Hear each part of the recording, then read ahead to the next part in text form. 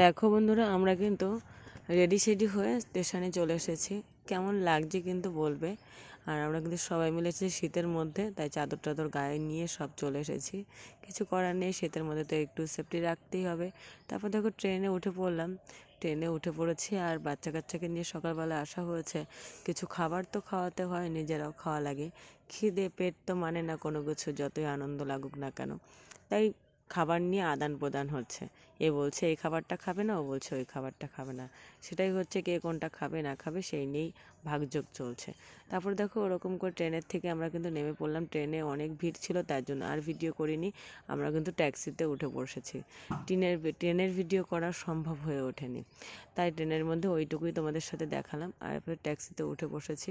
আর এখানে কিন্তু আমরা কিন্তু যেখানে যাচ্ছি আমাদের গন্তব্যস্থলে যাওয়ার আনন্দে মনটা যেন ভরে গেছিলো।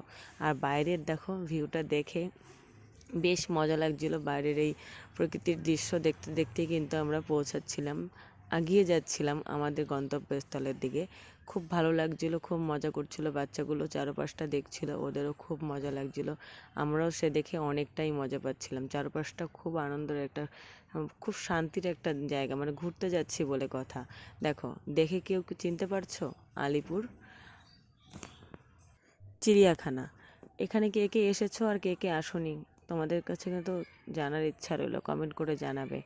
আর আমি কিন্তু এসে বেশ ভালোই লাগছিলো। ঘুরতে আসতে সবাই ভালোবাসে, আমিও কিন্তু অনেক ভালোবাসি। আর এখানে একটু ঝামেলা হচ্ছিলো, দেবায়ন পাপান সোনার মানে ওদের পাপান সোনার আমাদের মানে বড়দের সমান টিকিট নিচ্ছিল। তো কি আর করা যাবে, দিতে তো হবে ভিতরে ঢুকতে গেলে। তাই সেটা নিয়ে একটু ঝামেলা হচ্ছিলো এখানে, তাই দাঁড়িয়েছিলাম যে ওটার সমাধান করে নিয়ে আমরা কিন্তু টিফিন করেছি। টিফিনটা তোমাদের সাথে শেয়ার করিনি।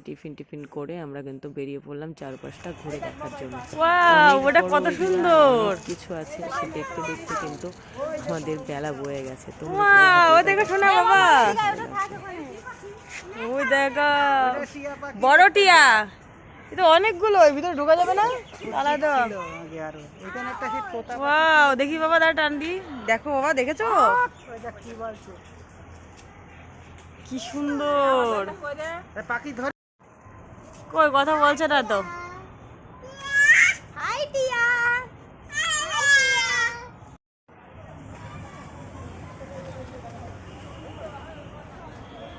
কি সুন্দর লাগছে। এই জায়গায় অনেকগুলো পাখি ভালো লাগছে দেখতে। এরা এই জায়গায় থাকে, মানে আটকানোই থাকে। ওরা মনে হয় রোগে ধরছে, ওই যে ওই দেখো কেমন করে রয়েছে, ওরা মানে রোগ হয়েছে।